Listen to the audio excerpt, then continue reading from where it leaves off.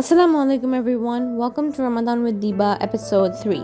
I'm back with another episode just as I promised because honestly, I can't do Ramadan without you guys. Anyways, if you missed episode 1 and 2, don't worry, you can catch up by clicking the I button that is displayed on the upper right corner of your screen right now. Trust me, you're going to want to experience all the Ramadan vibes. So, let's start. You know that feeling, right? The one where the clock is ticking, the day is ending, and you know the moment of iftar is coming closer. It's like everything pauses for a brief second. For a few minutes, the whole world seems to slow down. You know the fast will be over soon, and yet there is this sense of urgency creeping up on you because, let's be real, you're probably still running around trying to get everything ready. And that's where I am right now. I'm standing in the kitchen, mentally preparing for this mad rush to get everything ready in time. There's a bit of peace, but mostly it's a game of time, prayer, and a lot of, last minute hustle. But here's the thing. Iftar is a celebration of patience. No matter how busy we get in the moments leading up to it, once the call for Maghrib comes through, everything stops and we finally get to enjoy the fruits of our fast. The stress, the tiredness, the rush, it all fades away. Now, what really makes iftar so special for me is not just the food, it's the feeling of connection.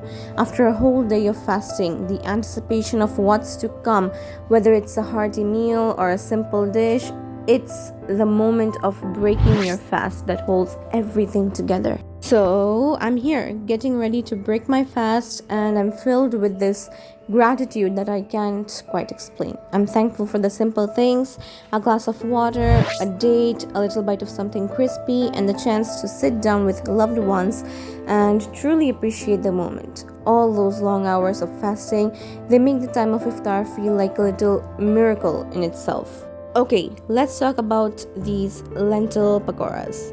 First of all, I've never made them before, and honestly, I wasn't sure what I was doing. But what is Ramadan without a little trial and error? So I went for it, and let me tell you, it was clearly an adventure. And you know what's funny? The kitchen can become a war zone in those last few minutes before iftar. I'm trying to fry these pakoras here, but my mind's all over the place. I'm thinking about the prayer, the timing, and whether or not I've even prepared enough to have enough for everyone. But once those pakoras came out, crispy and golden, I realized why we push through those rushed moments. Because when you finally see the result, it's totally worth it. I mean, who would have thought a bunch of lentils could make something so delicious? Trust me, I'm just as surprised as you are. You might be asking, what's the key? Well, I would say let the process happen. Don't stress. Trust that what you're doing, no matter how chaotic it might feel in the moment, is all part of the experience. And let me tell you, it was a success. Well, surely there was a bit of mess, a bit of confusion, but once those pakoras were served, there was a small victory that made it all worth it. Okay, here's the thing about iftar. It's not just about eating, it's about the act of breaking your fast with purpose and gratitude. The first bite of your meal after hours of fasting feels like a deep sigh of relief. It's not just food, it's the experience of reconnecting with everyone you've been holding on to all day. As I sat down and took my first bite, I couldn't help but think about how much I appreciate this time.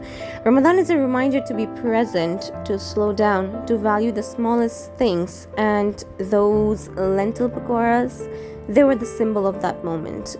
They might not have been perfect, but they were made with intention, and that's what counts.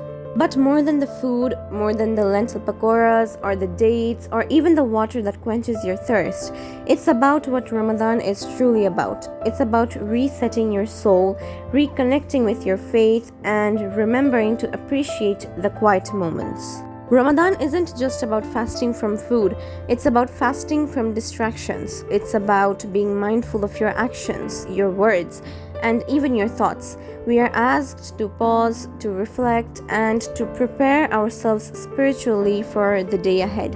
And let's not forget, Ramadan brings people together. Whether we are sitting down with family or if we are having iftar alone, we are all connected by the same spirit of devotion. That sense of togetherness, even in silence, is what makes iftar a beautiful, quiet celebration. But what's even more beautiful is the way Ramadan unites people beyond just our homes. Think about it, millions of people in different corners of the world all waiting for the same moment. The sound of the adhan echoing through mosques, the quiet prayers whispered before that first sip of water, the collective sigh of relief as the fast is broken. It's a reminder that we are all part of something greater, something that stretches far beyond our own little space. Even in the busiest of cities, in the most crowded streets, there's this shared pause. Shops closed, conversations soften, and for just a few moments, the world seems to slow down. It doesn't matter where you are or who you are with. At that moment, you're part of a global rhythm, a universal act of faith and patience. And then, of course, reality kicks back in.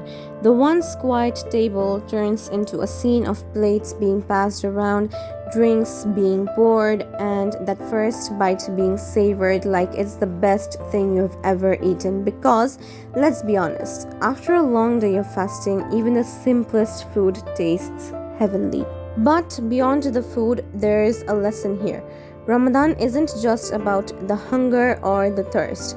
It's about self-discipline, gratitude, and a chance to reset. A reminder that while we might be craving the comfort of food, what we truly need is the nourishment of the soul. And just like that, iftar isn't just a meal. It's a moment of reflection, renewal, and gratitude. A moment to appreciate what we have, to remember those who have less, and to remind ourselves of the true purpose of this holy month. After iftar, as always, comes the familiar thought. Should I rest for a bit or should I get up and start preparing for Taraweeh? The internal debate is real. The food coma is setting in, but so is the awareness that Ramadan nights are just as important as its days. And once again, the fast gets over, we are ready to do it all over again the next day. Okay, that's it for today's episode of Ramadan with Diba. If you enjoyed today's episode, as always, don't forget to like, comment, follow, share, and subscribe. And if you haven't watched episode 1 and 2 yet, click on the I button that is displayed on the upper right corner of your screen if you're watching on YouTube. And if you're watching on Facebook, I've provided the links in the description box. I will see you guys in the next episode. Ramadan Mubarak once again, and bye!